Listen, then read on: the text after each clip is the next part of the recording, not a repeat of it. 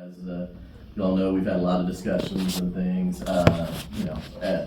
You've seen, I guess, to backtrack just a little bit, we have had some coverage issues. I think there's no way around that. I think, we express our concerns on the level of coverage, but the issue is it's simply not available, right? We're asking for a process, of coverage that isn't there, and so I think we can keep asking, but if the workforce isn't there, we're asking for something that they can't provide right now. And that's, they're doing things on their end to try to alleviate that, but, I think I can't, what happened a couple weeks ago, or I guess a week ago, where there was a lack of paramedic coverage, that's something that could happen again, in the short term and even long term future. And so that's why Gavin and myself made the recommendation that we start to look at providing some supplemental coverage. I think you guys saw some of the proposals that are out there. I only got a chance to take a look, but the proposal that personally I would recommend, and I guess first of all, let's open up to any discussion of what you guys thought about the different proposals that are out there, any feedback, anything like that. I see as the documents that were sent and the proposals, akin to any other short-term staffing solution. ER's been using it for years, staffing and nurses on the floor. You bring in a contractor that provides staffing models, they supplement the inherent people that are already there, and then, at the end of the day, the system's bolstered better. So I don't think it's a bad thing necessarily. It's not a punishment, it's not a negative, it's just bolstering the boots on the ground with more boots. Agreed. I completely agree. I think it kind of fits the bill as far as kind of integrating, to integrate everybody together, but still, Right. just is what it is. During COVID, Power's not there, it's not there. hundreds of EMTs and paramedics went everywhere in the country and staffed, regions that were, short-come. Well, I think that's what we're seeing. Some of this is probably residual, some Sure. COVID-related, strike teams and things like that. And I like the fact that it's very flexible. We can go from as small as, like I said, they offered at one point a single medic to all the way up to, full coverage. And so it allows us flexibility to adjust to the needs of what's going on there. So if we do a short-term contract, we can adjust to whatever we need to do depending on the level of service they provide, and what we need as a county, and watch our top runs. Exactly. And quickly. That's what I liked about what I read was how fast things can change. There really didn't seem to be any issues in that area. And this would be starting, it would be like a 90-day plan Correct. to start out with. Correct. Yeah, they kind of broke it down month by month by month, and then they would say, at the end of towards the end of the period, whatever adequate time frame, then we could sit down and say, thank you, you're done here, or hey, we need, more service even than what you're providing, or something in between. It gives us that flexibility. And also changes to where, gives us flexibility altogether. Say, somebody else says, I want to start, I want to provide services here, and flexing up their service capability.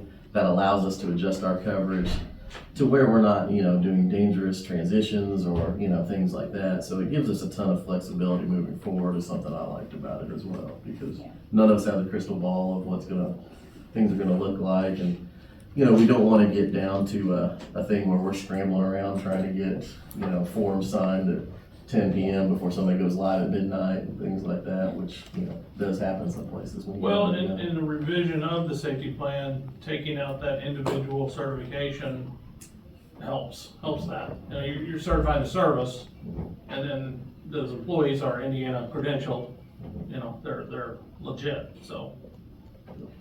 So what about the funding? What's the mechanism for that? Yeah, and I think that's where we'll have to, I think we make a recommendation on, to negotiate that, where that funding can go to. We say, we want to do this. I think eventually you go to the commissioners to say, we agree, and they go to the council and say, okay, how do we make that happen? So, and I think it's important for us, we've talked about this before, that, we don't want to make our recommendations in a vacuum, that we need to be cognizant of how things get funded. At the end of the day, I think what we're looking at is some pretty reasonable proposals for service financially in a situation where we have to do something. And, when I look at these numbers, I mean, they're probably less than we could do if we put out a formal RFP and, less than I think the market is showing in some of our areas. So, that's a pretty substantial, carries some weight with me, I guess. So. The one that, I'll be honest, for the ones that I saw, the option that they provided a second, I don't know if you have it in front of you, but for 4 ALS units, 24/7, 365, at a cost of, for the first month, $130,000, second month, $110,000, and third month, $103,000. That was where, that was the one that looked the most, that made the most financial sense to me. And again, it's reasonable, gives us a guarantee of 4 ALS units, in addition to what New Chapel's providing, which gives us the level of coverage that our county needs. I mean, And that was the one with the 4 trucks? Correct. Not the chase car, since Correct. they can't bill for that is what, okay. the chase car seemed good in theory, but then when you actually ran the numbers, it didn't really give us. You need that unit still. It's I not know. billable. It didn't add much, I yeah. agree. I agree. The theory behind the chase car was, that they could partner with the BLS units from New Yes. Chapel to provide coverage, but, that in theory wasn't as great as it was when you actually looked at the numbers and things, at least to me. So that was the one that kind of jumped out at me the most, I think, but I'm open to all discussion too. So. I think that's the biggest thing, again, back to Mark's question on funding, which is outside of this board, to determine how that can be, do we take that off the subsidy? Do we take that out of another pool? Is that, that would be Commissioners and Council's decision on that. We can recommend what we want or what we feel is needed. So based on that discussion, I'll make the motion to approve the 4 ALS ambulance 24/7 for the 3-month trial. I guess to negotiate that. Yeah, negotiate that in, right? I'll second that. Well, motion accepted, and we'll move forward with those discussions and things like that. Can I interject real quick, Dr. Yazel, real quick, just for formality, because I know this is going to come to us eventually. If we could have a motion on the recommendation and a second, and then a vote. That way we've got a 4-0 vote, or we know it's a unanimous vote, or whatever that vote is, it would be great. Secondly, from the advisory board, we would need a start date as to when you suspect we would like to start. That way we can prepare on our end to look towards that funding. So if we could get that included in some sort of motion, that would be great. And then I know we talked about the term was, as of right now, a 3-month term. So that kind of arms us with enough information to go back and have that conversation with the council, if you don't mind. I appreciate that. So I think we got 90 days. I mean, the implementation is yesterday. I mean, and I'm going with the fact that since June 1st, there's been shortages, there's been, other issues. So how can we reasonably let the wheels of bureaucracy, democracy work to get to you? I mean, it's gonna take, your meeting, their meeting. that's not a concern. What we need to hear from the advisory board is our recommendation is 4 ALS ambulances for a 3-month period to start as of this date. That's what we need to hear. The funding, as you said before, is our function that we will handle. Sure. The recommendation we need to hear from this board in the short term is, here's what we suggest, and here's when we suggest it start. That's what we need. Is there a realistic start date? They've told us 48 hours after the contract, so, so I would give a little more wiggle room than that, but, within, a week of a formal contract signed. So I guess not to, throw it back, but what do you think is a feasible time frame to get something signed from a financial side of things? Because I agree, I think we want something yesterday. Yeah, I mean, If need be, we can always call a special meeting. If a contract's like this, we could sign it. We could sign it in a department head meeting because it's an advertised meeting. We don't like to do that because it is a contract, but it is something we could call a special meeting on. we can do that thing. We can do all of those things. The funding, like I said, is something that we will handle. We just need to know when you suggest that this start, and that's when we will work towards. Okay. So if you say today is July 23rd, we'd like this in place by August 1st, that gives us a date as to when we're going to start this, and we know we're going to run August, September, and October with these figures. That's the direction we're looking for. That's the number I've got in my August head. too. Yeah. August 1st as well, actually. It's a nice clean cut I'll off. withdraw my first motion and submit a second motion for the four ALS ambulance package, 3 months, on or before August 1st, pending council and commissioners approval. And then, Donnie, you want to call a roll call vote for us? I don't think I can. I think just say. Still second, Mark? Yes. Oh, I'm sorry. Second. And then we'll vote on it, so.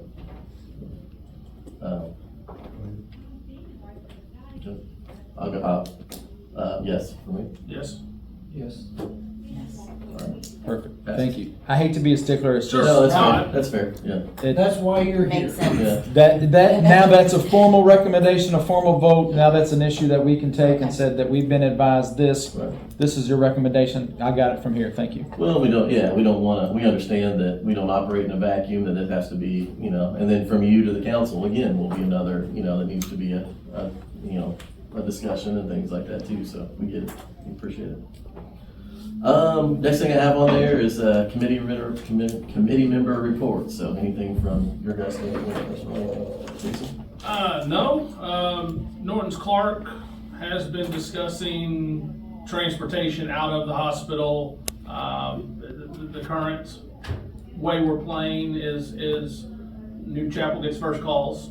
If they're unable to meet the call in a timely manner, we actually have a protocol in place. I believe TransCare is second, and then Norton's Transport can help out if needed. They have Indiana licensure for ALS service, but they don't have staffing as well. So it's on a case-by-case basis, and then we're looking to implement soon to be able to use one centralized location to divvy out those who's getting the run, to make it a little more seamless. So that's the biggest thing from across the street. What kind of volume you transferred out, do you know? I believe it was 91 last month. Okay. Is that both freestanding? That's both freestanding and, yeah, up 25, 30 from freestanding. And a lot of the freestanding is coming to Clark for admission or other testing. And then leaving Clark is going elsewhere for specialty care, neuro and cardiac, some trauma. Mark, Chief? No, not to the far side. We'll do committee members also, anything from your side, Commissioner Glover? Anything else? No, appreciate the guidance, appreciate the recommendation, I appreciate you guys moving so fast. Just a word of note, I know we talked about starting 8/1, that will be our first commissioner meeting. If hypothetically we can get a contract in hand, again, we don't like to do it, but we can agree to that probably tomorrow morning at a department head meeting, Okay, seeing that it is a special occasion and it is an advertised meeting. If not, we would take it up 8/1, but that would be something to keep in mind is when our next commissioner meeting is. understood. Next, have EMS provider reports? As we're all aware, we still have some shortages. That's why we're having the conversations that we're having. We have submitted our training institute to the state in order to spin that up to provide for more providers in the field. They sent that, Jason Smith sent that back to us this week with some questions and some notes on just getting that shored up for resubmission and final approval. Once we have that, we anticipate not only providing some advanced certifications for our current staff, but also offering a basic certification that will have the general public invited to come earn while you learn type deal. The other thing I will say, or the other question I had was just with and this may not be the right place to ask the question, so what will the interoperability look like with the service that comes in to supplement, which we very much appreciate. Our folks need that assistance, and we very much appreciate the county and the health department and this committee recognizing that need and offering some assistance. I just wonder about what the interoperability looks like, how we distinguish what ambulances are running where, and we can talk through those offline, that process offline if we need to, but those are just the initial questions. Understood. I mean, Gavin has a stockpile of extra 800 radios, so that shouldn't be an issue for Gavin to give 4 or so out. They would have to go through Brad to come up with some kind of numbering system for Central to be able to track them. And then, like we said, where are they gonna be strategically located as far as where New Chapel is at? You know, they've got 1 squad at our station, so, you know, are they gonna, that would be like, say, at another meeting or something to figure out where them 4 squads are gonna be placed to where they can know where their units are gonna be and where those units are gonna be and all that. I mean, that's gonna be a little bit of strategic I planning. may be mistaken, but did they say, that Heartland would be dispatching the trucks for themselves and for New Chapel? I Yeah, believe, and their taking offer is the reins? contingent on them being the dispatch in this scenario, with the subsidy asks and things like that through 911. Well, they would still need to have an But they still 800 have- radio where, because we get in the same thing as we got into a long time ago when you couldn't talk to nobody and the squad drives past the driveway and you're trying to get a hold of them and can't get a hold of them, so. So the proposal provides for them to deploy our assets? So I think they would deploy, that's a great question. I think their proposal is contingent on them being essentially the primary dispatch provider on this, but would work with you guys in a mutual aid kind of setting. So where do they dispatch from? I think the 911 would go to their Heartland's dispatch, and then they would work with New Chapel from there, is what that, yeah. Now, those are things that need to get ironed out, but that is the proposal as I understand it. You know, I think that's where those subsidy numbers are probably coming from, is they have to have a certain amount of run volume to make those feasible numbers. Well, it just needs to be where there's not a long time lapse going from 911 Oh, I to agree. them, and then from them radioing their unit and all that. I agree. So yeah, it's gonna make communication a forefront, so we definitely need to engage with you guys then and figure out what that looks like, you know, once we move forward on this. It's a quick question if I may. So I just want to clarify. So with the supplemental coverage coming in, it's fair to expect 4 Heartland ALS ambulances, 2 from New Chapel, assuming it's not more, but at a minimum of 2 from Tri-Township, correct? 1 from Monroe Township up until a certain point, and 1 in New Washington up until a certain point. Correct. So at any given time during the day, up until a certain point, there should be 10 ambulances in this county operating to provide coverage, correct? Correct. Okay, perfect, thank you. And when we, when we first put out this RFP, that was, that is the level, especially now as our population has grown, our dynamics have grown, this is the level. So, again, to have, I think, I'm trying to think of a way to word this, but the situation where it said 6 units was appropriate a couple years ago, it's not, and so even you guys are running your tails off. And that's the thing is, we understand, and we've said this before, that you don't have staff sitting around with your feet up. You're running your tails off, and we just keep asking for the same thing that we know isn't there, and that's what's originated this. So, if that's any consolation. You know, I mean, we had a run in Monroe that was before our squad was up, 6:30 in the morning, and that squad, they run 14 runs. That was like their 14th or 15th run in a 24-hour cycle. No. So, I mean, they're not sitting around. No, I agree. More stuff. Anything else? Brad, anything from 911? I guess from my knowledge, when this does move forward, we'll need you at the table, I think, to iron some of that out. Any red flags, I guess, jump out at you right off the bat or anything? Just understanding what this vendor plans to do as far as integrating their dispatch in ours. That's figuring that out. And I think when we talk about negotiating, I think all those questions come out right off the bat, and it's like, I think we need to get a thing in place and then say, okay, this is gonna happen, let's figure these out. And right now, we've just said we're gonna enter into that negotiation and try to get something done. And we'll have to sort out some of those details, moving forward, but it needs to be done pretty expeditiously too, so it's definitely need to be thinking about those things. All right, let's go, I guess, well, Eric, anything from a CPMIH side of things? No? Need more patience. Yeah.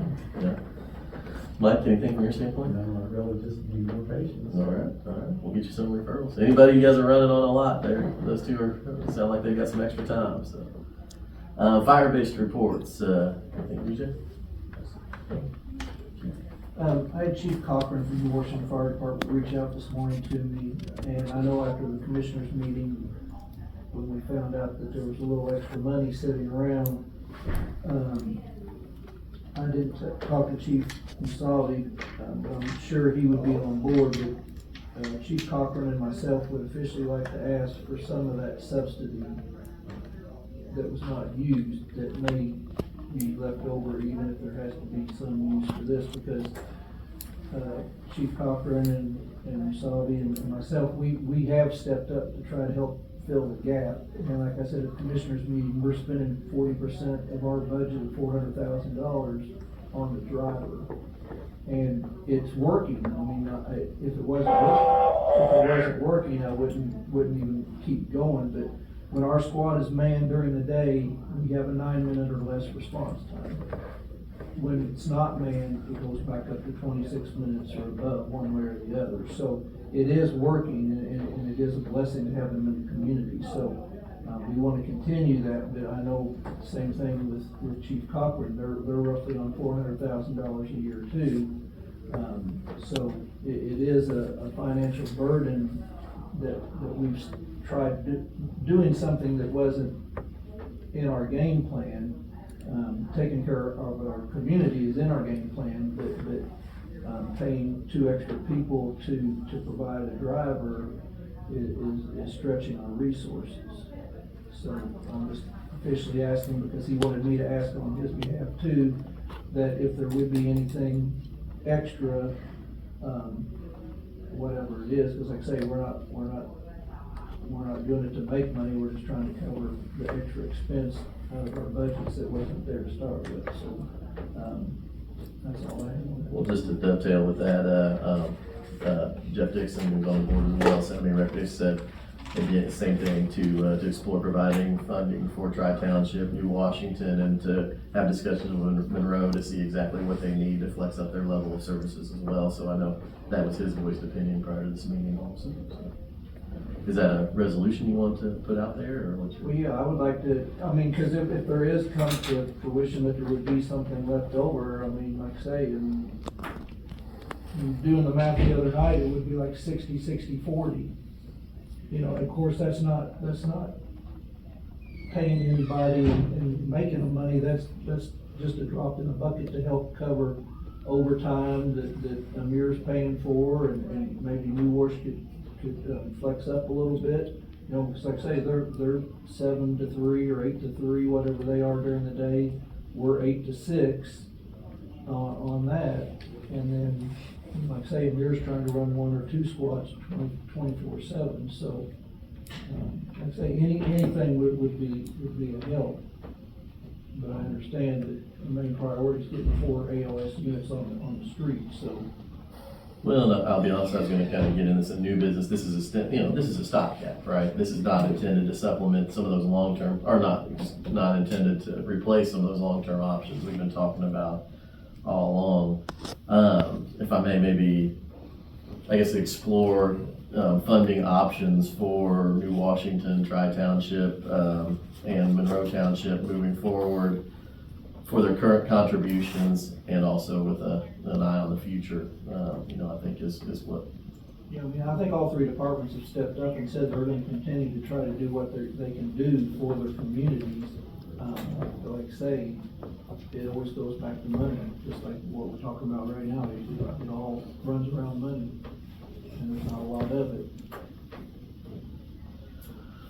I guess, as I'm thinking about path forward, is that something, we can do a resolution as a board, and then is that something that, we approach the council, individually as well with that resolution in hand, or, you know, I'm just spitballing the best way to Like get I that say, done. it could just be put on record, I don't, you know, however you all wanna do it, I'm just. I think that's probably the best option to, as going forward, explore all those opportunities and where the funding could come from and or divvy it up in a fair manner to, you know, cost recovery and replace.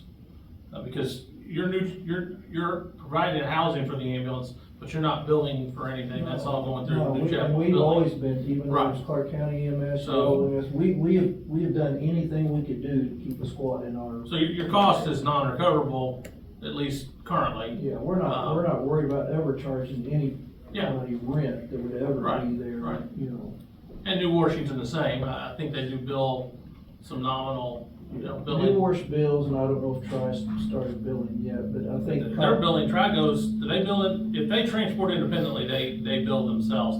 If they transport with you, We build the. you bill for your I think service. Cochran said, reimbursement's like 30%, give or take, so I mean, you're still not talking tons of money, but they're able to cover a little bit of their payroll, you know, by that, so however it needs to be done, you know, I just wanna throw it out there, you know, cause like I say, the other night when we heard that they hadn't been, the county hadn't been billed for 2 months, we were thinking, there's a little extra money, but if some of that money has to go to help pay for ALS ambulances, then it is what it is, but.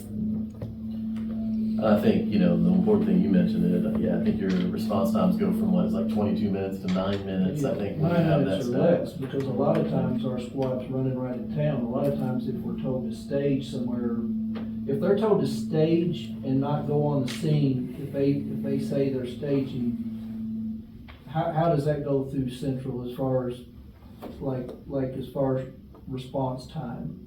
They're not on scene till they're on scene. Yeah, so see, that gets skewed when we go, say, to Wooded Glen, and it's a suicidal person, and they're waiting on the police to get there, so that gets skewed. I mean, we had 2 or 3 runs the other day where they were like 3-minute response times, you know, so it's, 9 minutes gets thrown off a little bit on, Sure. on one facility, but the majority of the time, it's probably closer to 3 to 5 minutes. I think the take home is that you've got documented, you know, it shows that Yeah. model helps, and, you know, I think Tri Township, we've seen the Sellersburg response times, Yeah. you know, drop with that.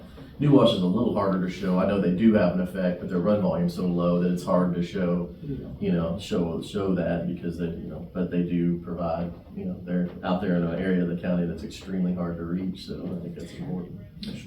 Dr. Hayes, can I interject? I know this is your meeting and I hate to keep jumping in. No, I actually was gonna ask you, I was like, what's the best way to get this? But I think done what would make most sense is you all have a fire district board. It is a governing board. It is set up in a way that looks at your finances. There's no reason in the world that board can't look at the charges that you've incurred over a certain period of time and formally write a letter to the commissioners, or come present to the commissioners and say, here's been our extra charges that we've incurred over the last couple months. We would like any type of funding or any type of help that we can to help supplement the coverage that we're offering.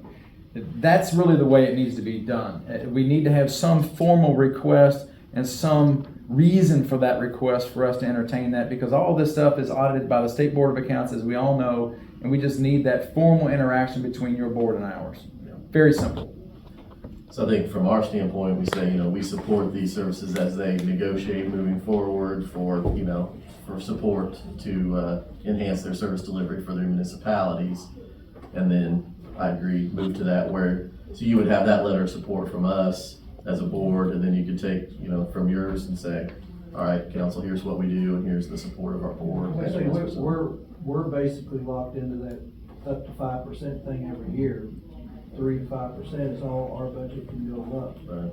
I mean, we're locked into that. There's 2 or 3 other ways to go for additional funding, you know, whether it's growth and different things, but we don't need any of that. And I'm sure New Washington would be the same way. I think Charlestown was able to do something on their end through their growth. But like I say, some of us are still locked in where there's no way for us to move around. So I think probably the answer is to think if there are other funding streams to tap, because we've maxed out our local ability to do that, so. So yeah, I guess I would, am I allowed to?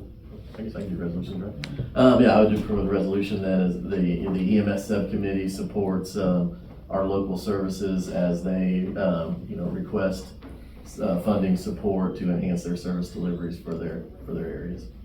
Second? All right. Any other new business on there? Anything else? I just have one quick comment, and and I know and I hope I'm not stealing your thunder, because I know you've had some comments too, but we feel that we've got a short-term solution with the supplemental coverage that we have coming online. I don't remember a time that we've been able to say that we've had 10 ambulances covering the county at one given time, so we're making strides in propping up the service that we have now. What the commissioners are looking for from the advisory board in a rather short period of time is what the long-term plan is going to be. And the reason I say that is because if the plan from this board, if the recommendation from this board is going to be fire-based EMS services, then we have a responsibility to reach out to the city of Jeff and the town of Clarksville to let them know that as of January 1, 2026, when the contract ends with New Chapel, that they are going to be responsible for their own EMS services. So as a responsible party, we need to at least provide them enough time to kind of gear up and be ready to go. I know they're both doing studies, and I know they've looked into it, but they need to have an official notification from the commissioners that says, as of this date, you're responsible for it. Fire-based EMS would probably be fairly, I don't want to say simple to ramp up, but there's a plan there. It's been done in other counties. We know how that's going to look. But that recommendation, according to the safety plan, has to come from you all.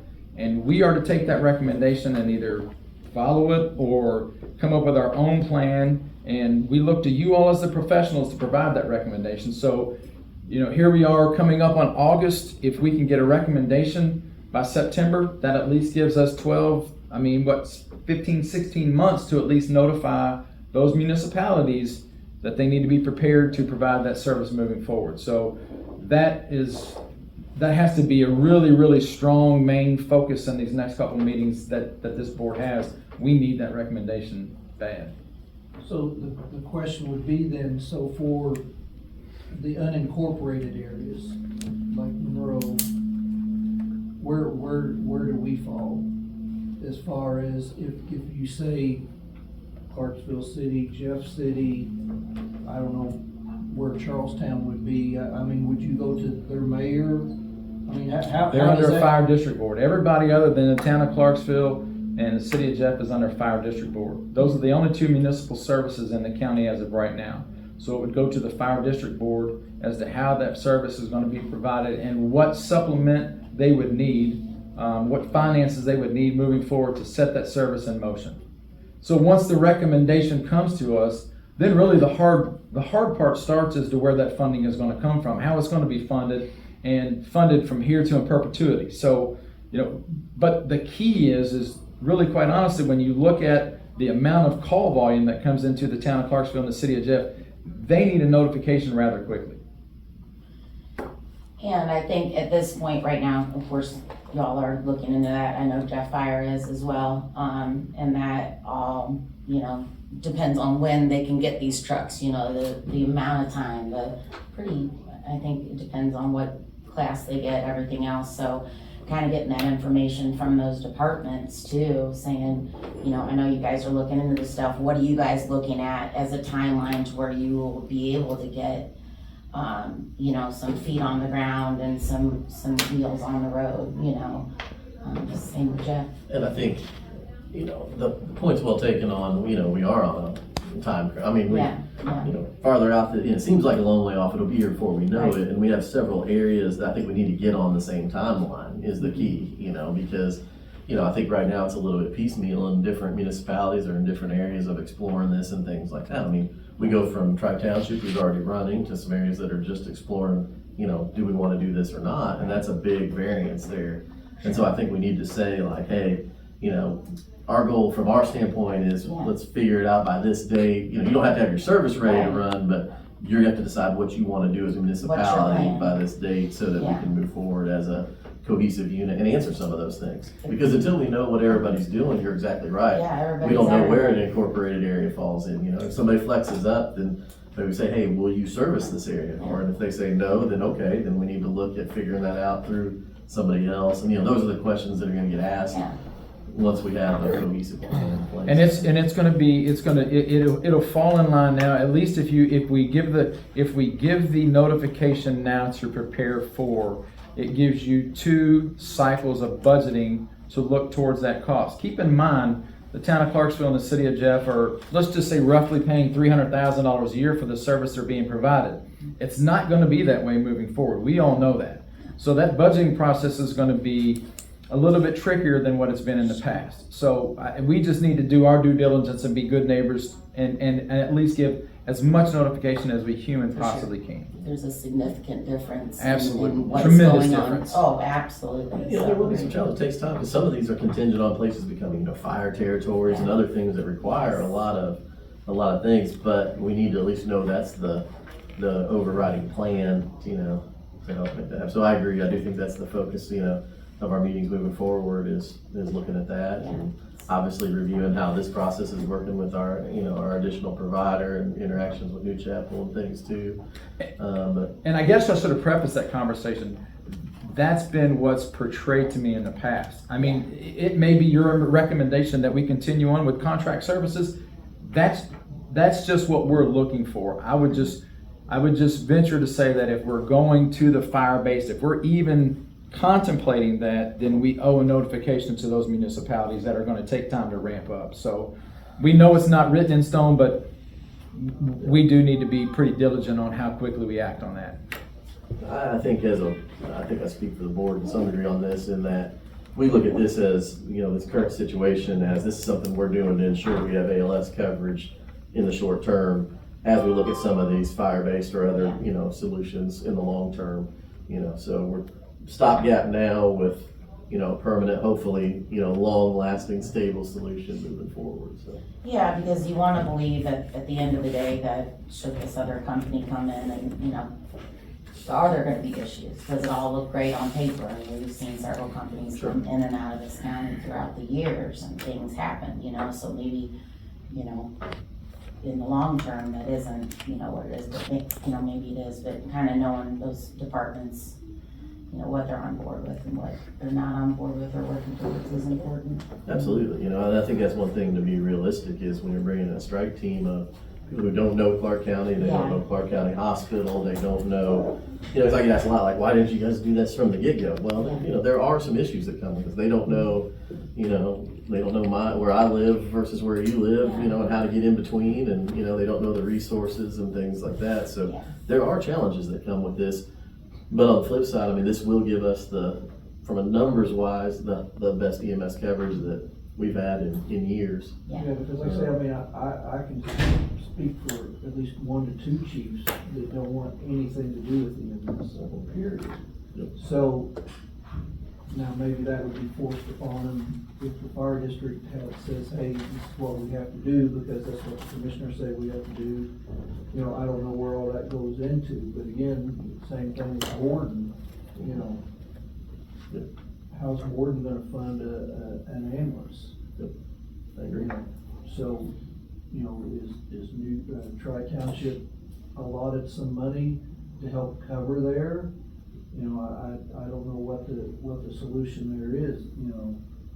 I think that's what you gotta look at is, I agree with you, you know, some sort of enticement to pick up some of those extra territory, or say, you know, we're gonna negotiate an RFP for some of these areas that are left behind in some of this process, you know, for coverage. You know, I think that's what you gotta look at, you know. I just, sitting on this board, I believe every person in Clark County, whose life is valued the same. Agreed. And for somebody to tell me that my people in Monroe or Borden, they're just gonna have to live with 35-minute response time, just doesn't sit with me. I agree. You know, life and money, life is always worth more than money. Absolutely. And we have to come to, granted, it may not be, you know, it may not be 9 minutes, but if the average time is X amount today and we could better that, then we've made improvements. I mean, we can't say we're gonna have a squad within 5 minutes of every run. That's just not gonna happen. That's not gonna happen in Clarksville and Jeff. If Jeff has 3 ambulances sitting in Jeff, that's not gonna happen. But we've proven that if there's a squad in our 55-mile area, 9 minutes is a pretty good response time. And the 80-something runs we run last month, I'm sure most of them people are very thankful for that. So, you know, one thing, again, coming down the road, but not so far off, but probably by the time we're thinking about doing this, you know, Indiana's going to 911 interoperability. So these whole things of we service only our municipality, that's going to be out the window anyway, you know. So people are going to be, you know, adjusting and covering other people's areas and things like that. Nearest unit, yeah. So, you know, that's gonna change that dynamic a little bit too. So I think the key is, you know, to make sure everybody's got a plan and that we have adequate coverage, which I think, you know, both what we're doing right now and as we look at some of those in the future, you know, because when you talk about the numbers that some of these municipalities are looking at that are thinking about flexing up their services, again, we're gonna be looking at, you know, pushing double figures of EMS units out there, and that again will be the best coverage we've probably ever seen. We can all agree the numbers are only gonna go up. They're not gonna go down in the near future because our population is living longer. And it's not gonna, in the near future, start going back down. Sure doesn't look like it was some of the, I think we're the 5th or 6th fastest growing county in the state or something along those lines, so. That's probably true. Yeah. Anything else from the committee? All right, we'll adjourn and we'll get that next meeting notification out. I can tell you right now, actually. So we're doing 6 p.m. and we're sticking with the fourth, is it fourth Tuesday, right? 1, 2, 3, 4. It'll be August 27th at 6 p.m. will be our next meeting. So we think it'll be soon enough to keep things moving. I say we may have to, and that's probably a good point, we may have to call a special meeting or something like that if we need to you know. See what everybody can get together on with the, all right? Yep. But this, that'll be our next regularly scheduled meeting. All right, thanks everybody.